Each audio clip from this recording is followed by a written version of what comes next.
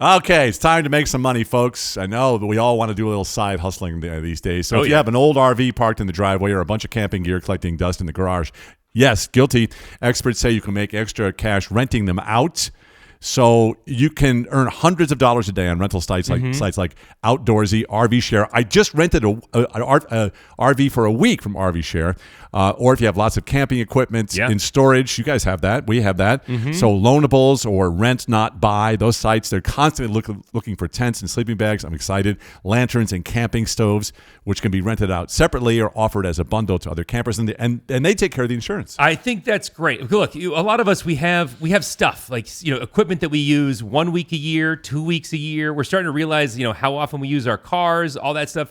It starts to add up, and you realize, I've got a lot of things that I own that I could monetize. Yep. And there's also people, who I'm going to go camping for once every 3 years. I'm not going to go buy all the gear that I need to buy. Right. These are great ways of getting, what happens now is people that I know just call me and be like, hey, I'm going camping. Can I have some camping gear? And I loan it to them for free. Yeah. I'm going to start charging. Yeah, you got to charge them. I'm going to start charging them because now, it can earn money. It can earn money for me. The times are tough. Let's go. But seriously, we went to Monterey, Carmel, California, and we drove in this giant Winnebago type thing. Sure.